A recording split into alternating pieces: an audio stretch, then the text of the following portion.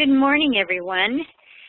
Thank you for taking your time to join us this morning on our special education webinar on disproportionality.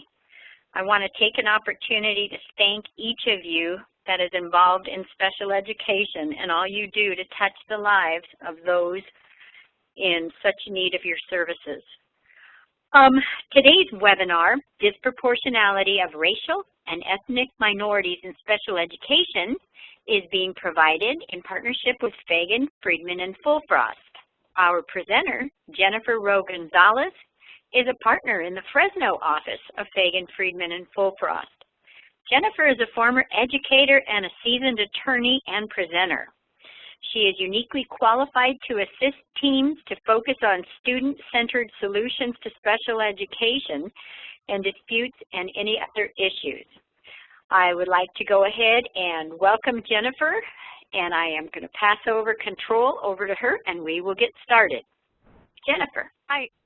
Thanks, Kathy. Hi, everyone.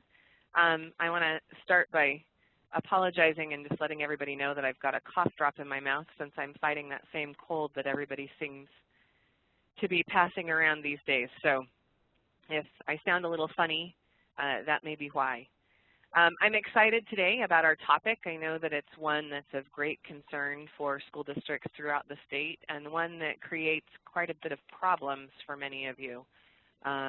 So let's go ahead and get started and jump right into the content. Today we're going to talk about just generally what disproportionality is, the harm that results from disproportionality, identifying disproportionality, and then best practices and how we can perhaps help you and give you some tips for how to resolve the disproportionality issues that may exist in your district or prevent disproportionality from existing in your district.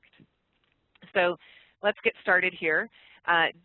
Disproportionality is when the percentage of students with a specific characteristic, race, or ethnicity enrolled in and eligible for special education is higher or lower than their proportion in the general population. And what that means is what the California Department of Education found, and this is the most recent statistic that's actually reported on CDE's website. In 2008-2009 school year, African American students comprised 7.5% of the general population, but 10.92% of special education students. So when we talk about disproportionality, we talk about how the percentage that a group makes up in the population is disproportionate to the percentage that they make up, in this case, as part of our special education population. So what the state expects to see when they run the statistics statewide is if 7.5% of the population is African American, that 7.5% of your special education population would also be African American. It creates problems in both directions, both with over and under identification. And as you can see there in the second bullet, the problem with Asian students statewide is that they're under-identified, at least according to the California Department of Education. They comprise 12.2% of the general population of students, but only 6.84% of special education students. This is for a myriad of reasons, some of which have to do with the fact that sometimes parents will not allow their students to participate in special education based upon what their ethnicity or race is, based on the type of social stigma that that creates within their ethnic population. And that may be the case in some situations, particularly with the Asian population in your school district. It's not always the case, but sometimes that is the problem. I also know that school districts run into problems where you have a very small portion of your population that constitutes a certain ethnicity or race. For example, Native American. You may only have 3 Native American students in your entire district, and none of them may qualify for special education, and so then you may get a report of under-identification on your disproportionality report from the California Department of Education because none of your Native American students are identified for special education. So it does create problems in both directions.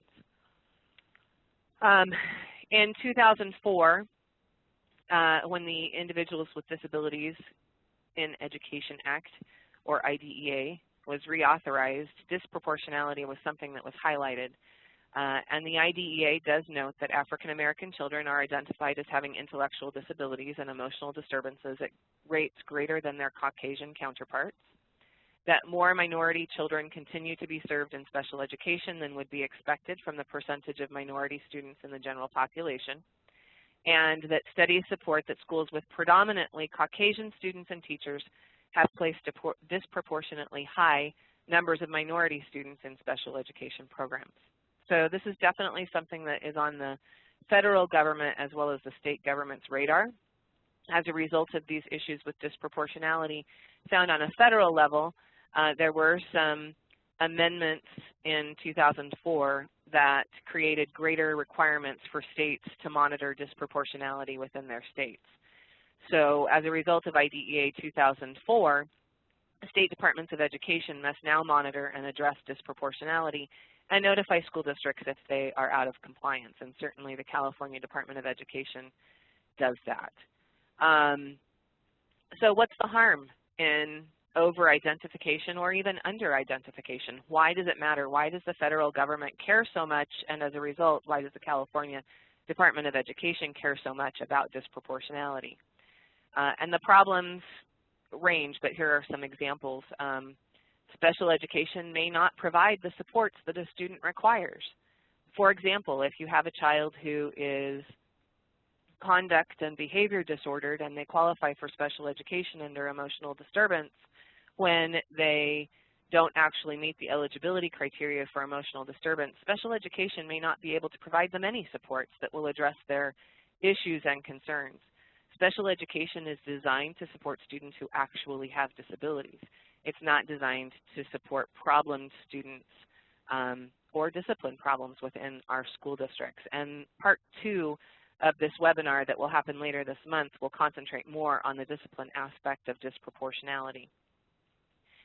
Disability labels may stigmatize a student, both within your school and peer population as well as within the greater community.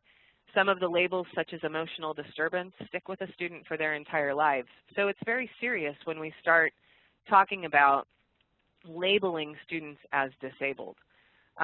While it shouldn't prevent them from accessing certain things in their lives, certain programs, certain types of jobs, we all know that within our communities, discrimination does exist, and having the label of being disabled is definitely stigmatizing to both students and later in life to adults. In some instances, being labeled as disabled or being eligible for special education may result in lower expectations. Excuse me, that's certainly not something that is a matter of district policy or practice.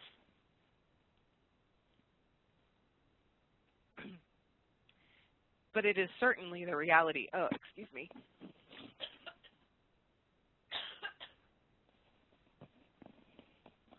Excuse me. It is certainly the reality that we deal with when we deal with human beings. And some of our teachers have lowered expectations for their students who are eligible for special education. It potentially separates a student from their peers. They may not be in general education as much because of the time that's spent in special education, and it may lead to poorer educational outcomes, which as a result leads to poorer life outcomes and perhaps in some cases lower self-esteem. It may result in emotional issues that didn't exist prior to the label.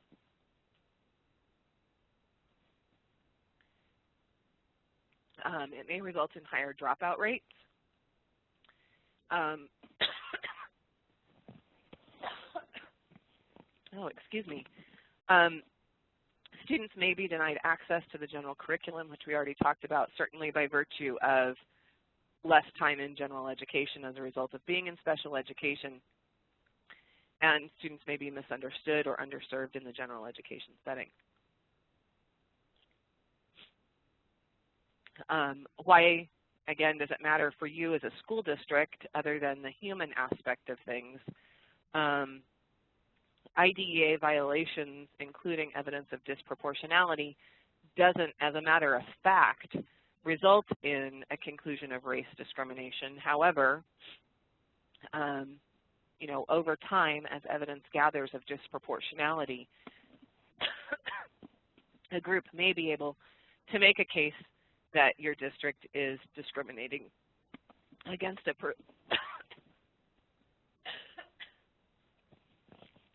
Oh, I really apologize. This is awful.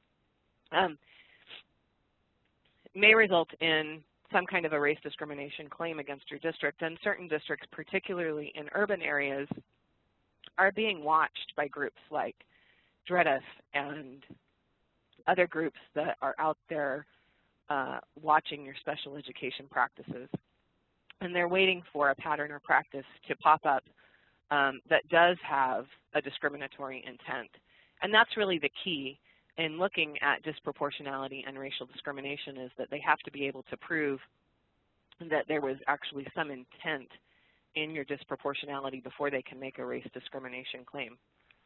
And those are hard to make, but watchdog groups are definitely out there looking for them. And certainly this is why, if a district knows that a particular race or ethnicity is overrepresented or underrepresented in special education programs, you need to review your identification, evaluation, and placement procedures under the IDEA to address deficiencies.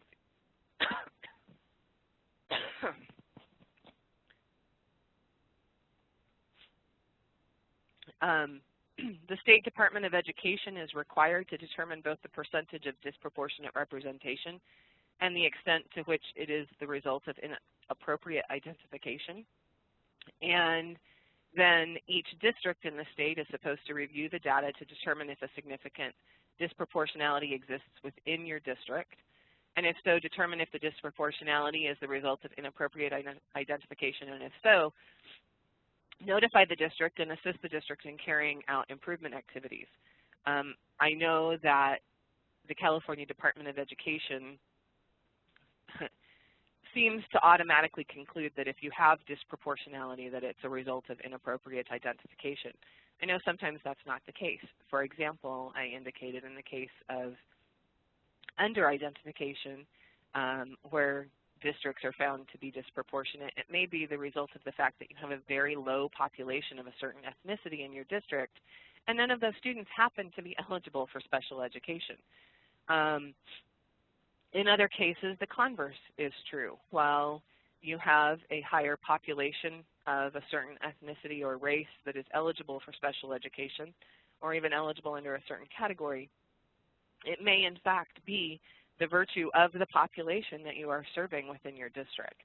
But these are things that really need to be looked at and examined to make sure that the disproportionality does not exist as a result of inappropriate identification. Where there is a significant disproportionality, the state is required to provide for the review and, if appropriate, revision of the district's procedures, practices, and policies used in identification, placement, or discipline of children with disabilities to determine if they are consistent with the requirements of the IDEA. They can also require you to reserve 15% of your federal funds to provide comprehensive, coordinated early intervening services to serve children who have not yet been identified as children with disabilities, particularly those children in over-identified groups. Even if the disproportionality is not related to inappropriate identification, they can still require you to reserve this amount of money just by virtue of you having a problem with disproportionality in your district. This ties right into response to intervention, which is something that we're going to talk a little bit more about later in this webinar today. But certainly these reserve funds, if it's something that you are required to reserve, could be utilized in implementing a response to intervention program within your district and with populations and at school sites that have an over-identification problem. They can also require the district to publicly report on the revision of policies and procedures used in identification, placement, and discipline of children with disabilities. So how do we prevent disproportional representation of students in special education. How do we take care of this problem of disproportionality? As a district, you need to understand what the causes are within your district, and each district that examines this is going to look at it just a little bit differently, because every district has a slightly different population that they are dealing with, as well as a slightly different set of teachers and staff and the types of prejudices, preconceived notions, training, et cetera, that they may have coming into your district. Keeping an open dialogue is very important, and working with the CDE if there is a finding of disproportionality. We certainly have found that being proactive with the California Department of Education goes a long way. Waiting for them to tell you what to do or to find a solution for you is rarely an effective way to work in addressing any kind of a problem, including disproportionality. Frequently, what they come up with as a solution, because they aren't in your district, they don't know your population, they don't know your staff, what they come up with may not actually work for your district. It may not be something that you can even implement in your district as a result of the personalities, people, and situations that exist in your district. So working with them and being proactive and coming up with your own plan that you really think is workable and selling that to the California Department of Education is much preferable to having them come up with a plan for you. It's a really complex issue when we talk about the causes of disproportionality, but there are at least 4 key reasons why we end up with problems with disproportionality. Probably the biggest one is a lack of effective pre-referral instruction and intervention services. Response to intervention should help significantly with disproportionality, but response to intervention is still not uniformly implemented across the state. Not all districts are implementing it, and certainly not all districts are doing it across the schools. Even in your schools where you do have a set up program for response to intervention, it's not being implemented uniformly from one classroom to the next, from one teacher to the next. And so working on really tightening up pre-referral instruction, response to intervention programs, getting them, if they exist, getting them developed. If they don't, getting them implemented, getting people trained, and then having continued ongoing monitoring of what's happening with response to intervention. Bias in the assessment process and incomplete assessments, and we're going to talk about this in a lot greater detail here in just a moment, is definitely a key reason for the over-identification and even under-identification of students. Teacher inexperience with classroom management and cultural behavioral differences, and this isn't just for your new teachers. Sometimes those who have the worst classroom management and the least tolerance for cultural differences are those who've been teaching for a long time. While the population has shifted, we all know that there are teachers whose mindsets don't shift along with the population in your schools and school districts. And there's continuing underlying racism and cultural ignorance in school staffs and school processes. So as we talk about this, let's break down each one of these categories. First of all, let's talk about the pre-referral process. School districts really need to examine the quality of instruction and classroom management of the referring general education teacher. First of all, having something that you as a school district have developed that's a suggestion, a program, something that you're implementing district-wide is ideal and is certainly best practice. But then at each school site, making sure that school sites are implementing the district's programs, and then from a lower level of that, making sure that each teacher is implementing the program that has been designed by the district. So really looking at the quality of teacher instruction and classroom management. What pre-referral strategies are they using? Are they implementing the program that's been developed by the district? And if they aren't, what are we doing to help them be able to implement the district's program? And sometimes they aren't implementing it just because they don't want to. And if teachers are not implementing pre-referral strategies or a district program such as response to intervention because they're refusing to do so, then principals at school sites really need to be talking to and working with those teachers, and ultimately they may need to write them up for insubordination. This is a district program, it's a district expectation, and if you have teachers who are refusing to implement a district program or a district expectation, then they certainly can be written up for insubordination. It's the same thing as refusing to implement any other curriculum in the district if it's something that the district has adopted and is expecting to be implemented in the classroom. And looking at whether the referrals that teachers are making or school sites are making are primarily behavior-based.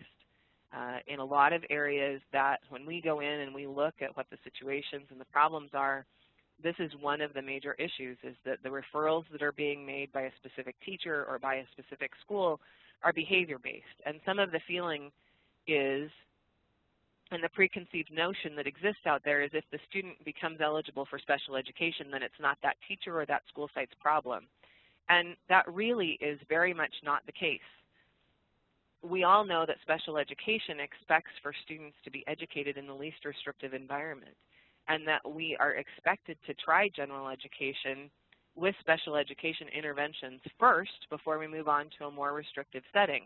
And so just having a student be made eligible for special education does not automatically get that student out of that teacher's classroom, nor does it get them off of a specific campus. In fact, it probably has the opposite effect of what the teacher and what the principal are hoping if they're looking at referrals being primarily behavior-based. Once the student's made eligible for special education, they have additional protections to them under special education, and it actually becomes more difficult to move them out of a classroom and off the principal's campus. So really looking at these referrals that are primarily behavior-based and talking with our staffs about the fact that pre-referral strategies and response to intervention is not just an academic intervention. It's also expected to be a behavior-based intervention. And a lot of times when school sites look at and implement response to intervention, they want to think about it just academically, and the reality is that it should also be behavior-based. Importantly, behavior alone also, as we know, does not make a student eligible for special education. And that's something that we really need to be educating our teachers and our staffs about. Special ed is not a behavior intervention program. It's designed to help students with disabilities and whose behavior is as a result of a disability or is comorbid with a disability, but not just students who are behavior problems. The other issue that we find is that school districts don't do enough, and this particularly happens at the assessment process, which we're going to talk about in just a minute, to rigorously rule out English language learner status. We are obligated under the law to make sure that a student is disabled and that the reason why they're performing poorly in school, either on an academic or a behavioral basis, is not as a result of being an English language learner. If it's as a result of being an English language learner, the student is not eligible for special education. And so this is something that teams really need to look at, and when we go in and look at disproportionality and what's happening in some of the school districts that we work with, one of the issues is that they're not appropriately assessing and really rigorously ruling out students who are having problems as a result of being English language learners or of having a second language. And then one of the other best practices is to reach out to your minority parents prior to a referral. What types of community services are you offering? And with students who are having behavior problems, what's happening with parent-teacher conferences, principal-parent conferences? How is behavior being addressed? The law expects that we have alternatives to, and we'll talk about this again more in part 2, alternatives to suspension, and that we're really getting in and trying to be proactive and address behaviors as well as address issues that have to do with communication and working with our minority populations and our minority parents. We need to make sure that our parental rights and information for parents about special education is being appropriately made available to them in their native language. just providing parents with information in English is not sufficient. Also, we need to consider poverty issues, and these are really hard to take on because they are issues that are difficult to discuss, but are very important in looking at whether or not a student is really eligible for special education. Are we really screening for hearing and vision problems? If the student is failing their hearing and vision screening, are we just sending the letter home to the parents that says that they failed? If it's a parent who lives in an impoverished situation, that letter may just go into the trash can. They may not know what to do with it. And if the problem is that the student needs some assistance with hearing or with getting glasses, and that would prevent them being made eligible for special education, reaching out and helping our impoverished populations and not just sending home one of those "you failed the screening" letters may solve a problem somewhere down the road with making a student eligible for special education. What types of environmental risks and risk factors exist in the home? And I'm not saying that we need to be going out into people's houses to look at whether or not they have lead paint that the child may have eaten and those kinds of things, but we need to be looking at these issues and considering these issues rather than jumping to special education is the point of this. We also need to be looking at things like excessive absences, displacement, homeless families, migrant farm worker families. How much access have these students actually had to education and to quality education? Have they had access to scientifically based instruction in reading and mathematics? And then looking at a lack of consistent access to technology or supplies.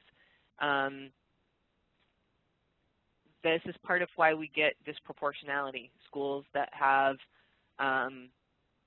you know, the statistic we talked about earlier, a school that's primarily Caucasian and their minority population may be referred more frequently for special education.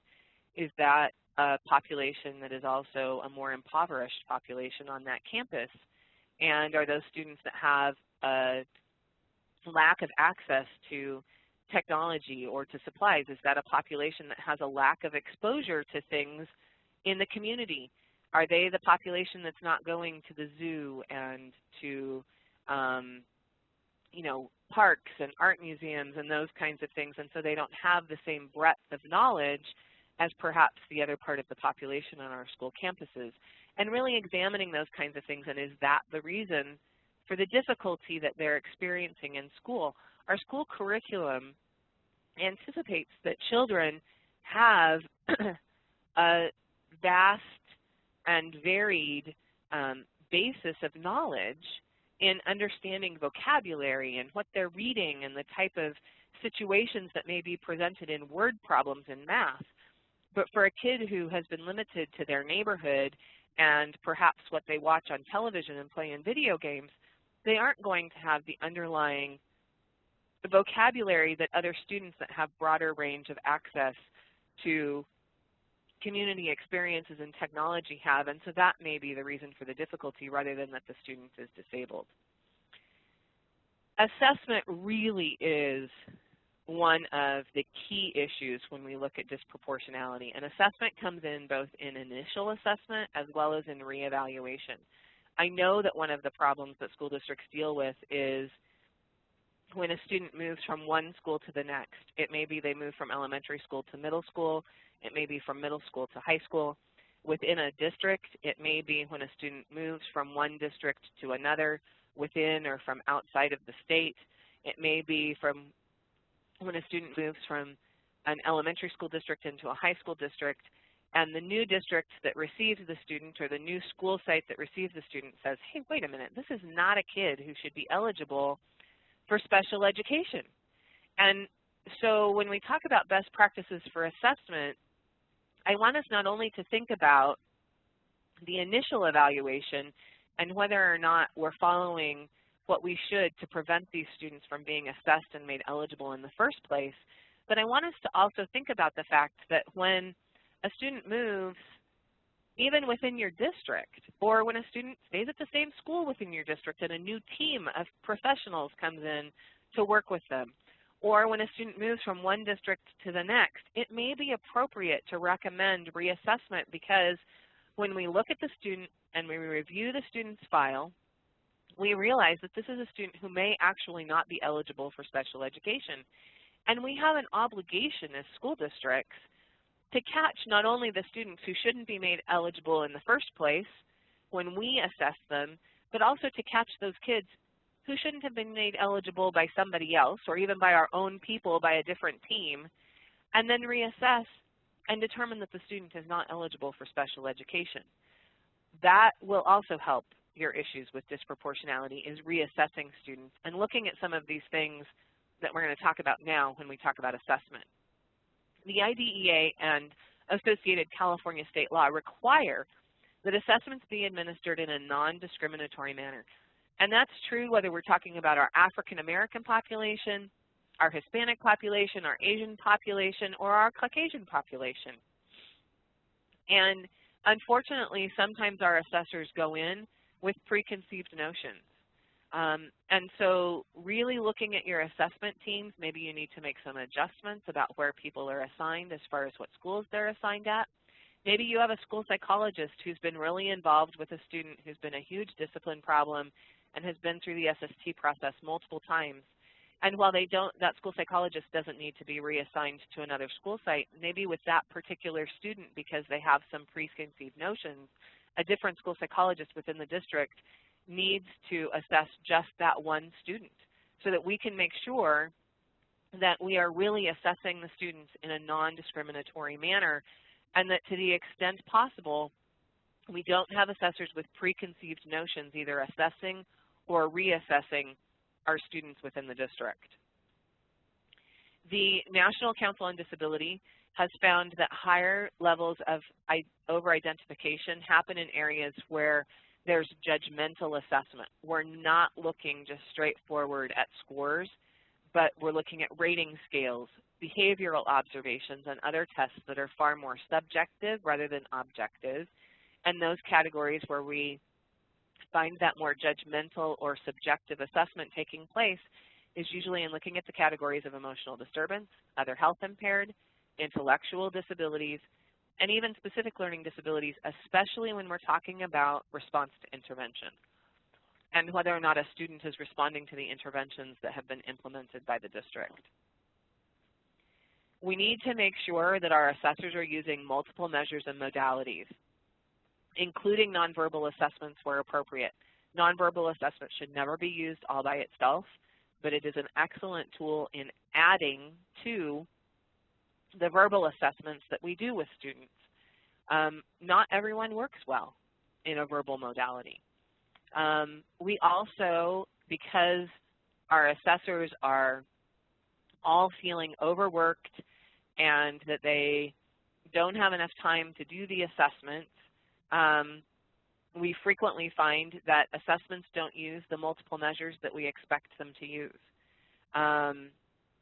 They go in and they use one cognitive measure and one academic measure. And the law specifically says that we are not to make eligibility determinations based on one test. So how can we, from a practical measure, do we need to go in and tell our assessment teams now that they've got to give 20 assessments instead of one in each area? In some cases, we may need to tell them that they need to do 2 or 3 standardized assessments in a specific area in order to completely assess a student. And that's just the reality. We have to assess students by law in all areas related to suspected disability and suspected need, and sometimes that requires more than one standardized measure in an area. But I'm also a huge proponent and a huge believer that what we have in our classrooms and what happens with observations is completely underutilized in the assessment process. And that may sound contrary to what I just said about objective versus subjective testing, but we have a lot of objective information that exists in our classrooms that's not utilized as part of the assessment process. With standardized curriculum, there are now standardized tests and benchmarks that are given both on a district level as well as at the end of each unit, particularly in reading and mathematics. And why are we not using those scores and analyzing that data, looking at whether or not this student can really answer reading comprehension questions? What is their vocabulary like? What types of errors are they making? Why aren't we using that information and data that already exists as part of our assessment process for special education? It doesn't require any more seat time for the student sitting taking standardized tests. It requires some additional time on the part of our professionals to analyze the data that exists. But if we actually use multiple measures and multiple modalities, I think that we will find that many of our students are performing in a different way than what one standardized test tells us. We need to make sure that the evaluations are individualized and that they're completed by appropriate personnel. They are required by law to be administered so they're not racially, culturally, or sexually discriminatory. And this is the big one. They shall, by law, be provided in the pupil's native language or mode of communication unless it is clearly not feasible to do so. And not having a Spanish-speaking bilingual school psychologist on your staff is not a basis for not assessing a student whose native language is Spanish in their native language.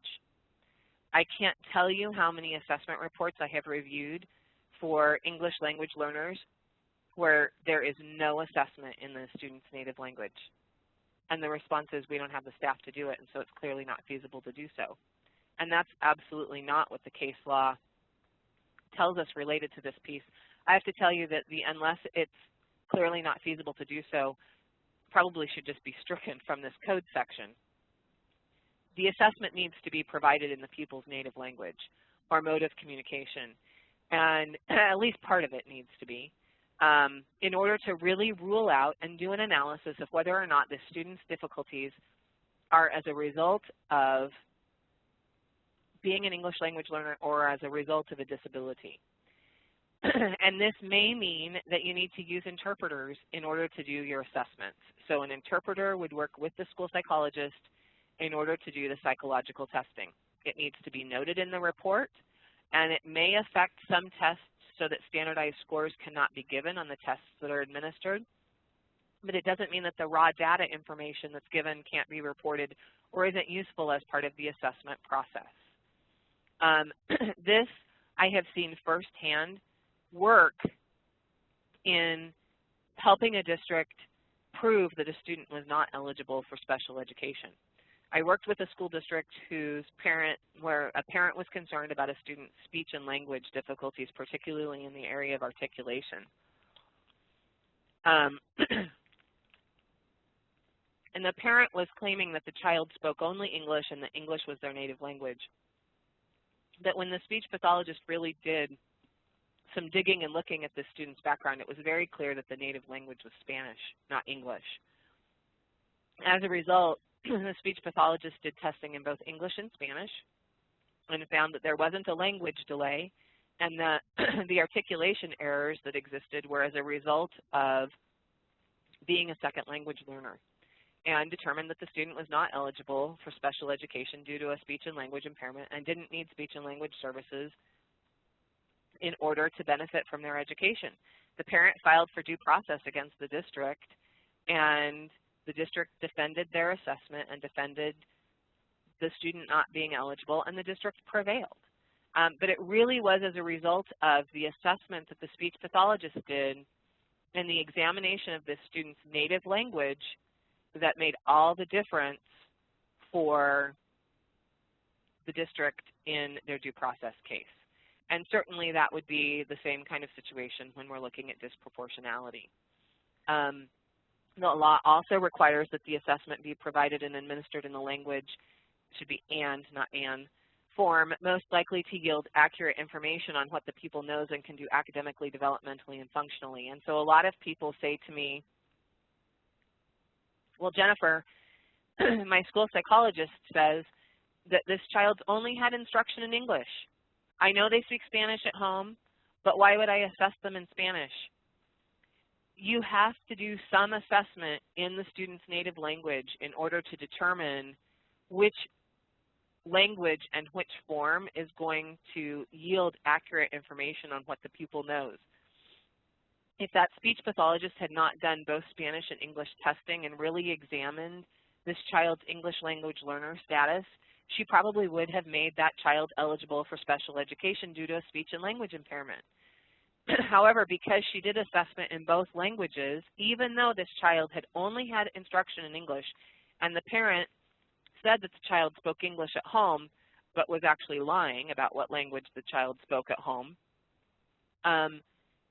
we were able to show that this child was not eligible for special education.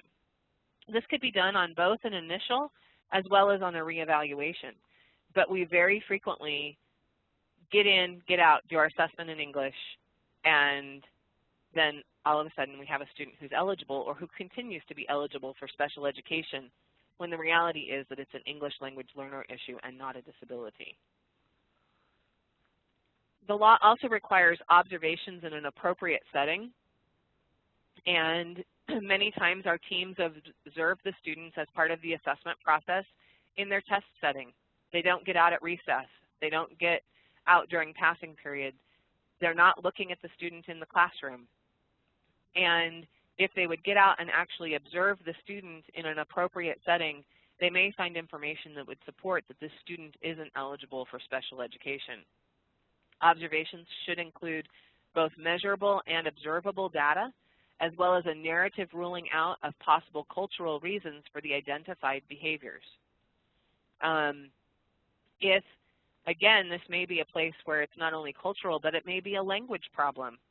And the fact that the student is an English language learner and there's a difference in what kids are saying and that's creating the misunderstanding that's creating the behavior problem, then that's not a special education issue. It's not a result of a disability. And that needs to be ruled out in looking at whether or not a child's eligible for special education. Really examining the quality of general education instruction and classroom management techniques. Evaluators need to gather, include, and consider information about the student's home and family culture. And what about attendance and truancy? I worked on a case with a student who had been significantly abused prior to being adopted by another set of parents. It's very difficult to address and deal with those issues in the description in an assessment, but if professionals do, they can show, and in this one particular case, the staff that assessed was able to show that it was a result of the child's abuse and home life prior to being adopted that was the reason for the behavior. There was no emotional disturbance. There was no disability. Did the student need support? Did the family need support? Sure, but it didn't need to come from special education. The student wasn't eligible for special education. The same thing with attendance and truancy. For kids who are habitually truant and habitually absent from school, is that the reason why we're now thinking that they're eligible for special education? If that's the reason for looking at eligibility, the law actually prevents us from making them eligible if the reason for the discrepancy in their performance at school as a result of attendance problems or truancy. Family members, like I said, need to be included through the evaluation process as appropriate. That doesn't mean they need to be in the assessment. It just means we need to make sure that we're gathering appropriate information from them. And sometimes we need to talk to more than one family member. Again, I realize that our district assessors are going to tell us that this is very difficult to do because they have limited resources and not enough time. But if we're serious about looking at over-identification and even in some cases under-identification, it comes back to the assessment process and really doing good, thorough assessments. I'm working with one district right now who has a huge over-identification of children who are emotionally disturbed. And as we're looking at these cases and looking at what's going on, these are kids who are really conduct disordered. They're not emotionally disturbed. As a result, they're not benefiting from the special education services. And we have a real problem with where it is that we're going to put them. And the reality is we probably need to be, and what we're working toward with this district is doing a bunch of reevaluations and looking at whether or not these students are actually eligible for special education, because, and it will help with their over-identification problem. Again, ruling out environmental or socioeconomic factors, including life stressors, really documenting this discussion in both the assessment and during any IEP team meetings. And I realize that these are hard conversations to have and difficult information to get in some situations, but it's essential to get this information, because if the student's difficulties are as a result of environmental or socioeconomic factors, then they're not eligible for special education. The law requires us to report on educationally relevant health and development and medical findings if there are any, and frequently that is not very well explored in assessment reports, as is a determination concerning the effects of environmental, cultural, or economic disadvantage. If this kid is more concerned about whether or not their parent is going to be home when they get home in the evening than doing their homework, is that the reason why they're not doing well in school, or is it really as a result of a disability?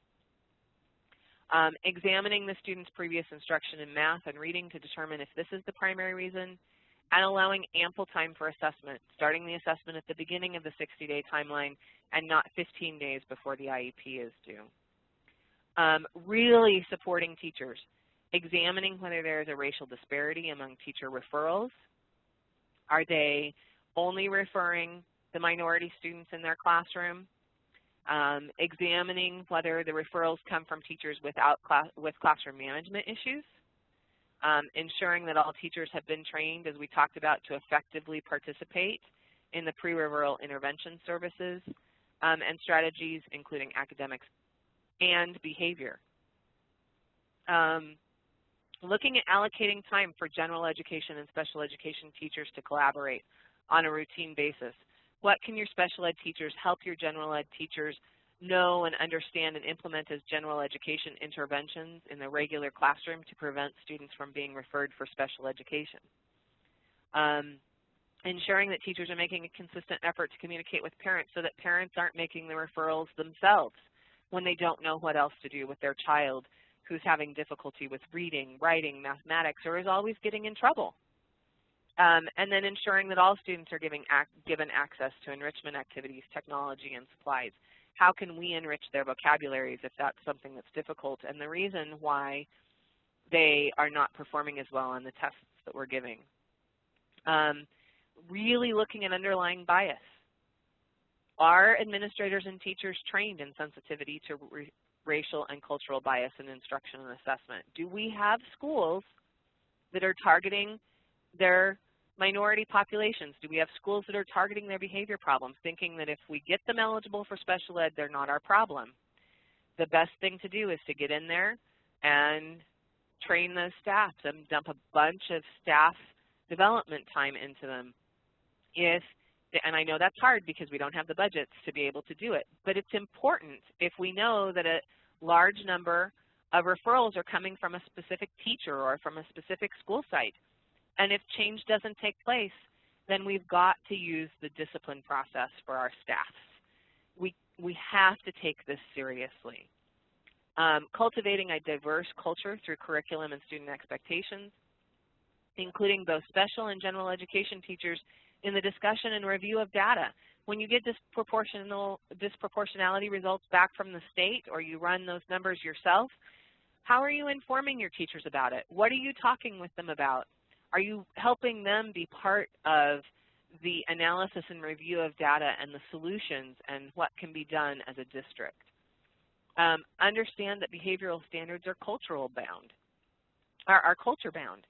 So are part of the problems occurring as a result of a cultural mismatch? And keeping an open dialogue. Racial issues and issues of race are very sensitive, but school districts need to keep an open, non-judgmental dialogue so that biases get addressed and solutions get created and they get implemented. Get ahead of the game and pinpoint where any disproportionality may exist. And if you have a finding of significant disproportionality, then work with the California Department of Education and legal counsel, if that's your choice, to ensure that your policies and procedures are compliant with the law. I hope that this has been helpful to you, and I'd like to open it up now to questions that you may have regarding disproportionality. Thank you, Jennifer. That was incredible, great information. We do have a few questions that have been put into the chat. You spoke about response to intervention. So can we use response to intervention before moving to a special ed assessment to assist with over-identification? And does it have to be district-wide, or can we implement it at certain schools within the district? Okay, that's a great question. Response to intervention is something that can be implemented one school at a time at your district, in your district. So if it's not something that you've implemented district-wide, I know that it can be very overwhelming to develop a program. So develop it and start implementing it at just one school, and perhaps the school that you think has the biggest problem with over-identification of students. And you can use response to intervention in determining eligibility for special education if you have a set-up response to intervention program that's being implemented. You can use it at that one school site. You don't have to use it throughout the district. And absolutely, you can and should be using response to intervention prior to referrals for special education. Now, the one caveat to that is if the parent makes a request for special education, special education assessment, both the California Department of Education and the Office of Administrative Hearings have said that if a parent requests assessment, they're entitled to it. So if you want to use response intervention for a student for whom the parent has requested assessment, and you want to do that prior to doing a special ed assessment, what you're going to need to do is get that parent to an SST meeting, talk with them about the response to intervention process, and get them to withdraw their request for assessment at the SST meeting, get them to sign off on their withdrawal of the request for assessment and that you're going to do RTI first, and then you can do RTI before doing a referral for special education. But if the parent won't withdraw, then in that one instance, you're going to need to go ahead and assess. But the recommendation that may come out of the special education assessment is that the student's not eligible at this time and that general education intervention should be tried first, and that they think those would address the student's problems rather than the student being eligible for special education. Perfect. We also have another question on what to do or how to report when a student is eligible in more than one category. Does this cause over-reporting? I think in some instances that can be part of the problem. And we just need to be really careful about looking at whether or not a student is eligible in more than one category. And some of this has to do with what we talked about with the depth of assessment, really assessing students in areas of suspected disability and looking at whether or not this is a child who has an emotional disturbance or a specific learning disability. And it may be that the child meets the criteria under both emotional disturbance and specific learning disability, but what really describes the child is the emotional disturbance. The specific learning disability really isn't a good description, and so maybe all we want to put on the IEP is the emotional disturbance. Or when we get through the assessment process, maybe the specific learning disability is what's creating the emotional problems, and the fact that the specific learning disability hasn't been addressed is why we have the emotional issues. And so maybe just labeling the student and putting specific learning disability on the IEP would be appropriate. The law doesn't require us to have more than one category to identify a student for special education. And so it's up to the IEP teams. We just have to assess in all areas of suspected disability and suspected needs. So we need to assess in the multiple areas, but the conclusion may be that the team just decides that there's one category that actually there's just one category that describes that student. But that requires really good assessment data and good discussion and conversation from the IEP team, and probably by the district team members prior to going into that IEP team meeting about what it is they want to talk about and how they want to discuss this with the family. So it requires some more time and some more finessing on the part of our IEP teams if we're going to narrow down from multiple to one category of eligibility. Excellent. Okay, it looks like we got time for one more question. You spoke briefly about students that are made eligible by another school district. If we, as a district, do not think they are eligible or identified in a transition to junior high, to high school, what issues are we looking at and what should we need to get in place so that we aren't liable here?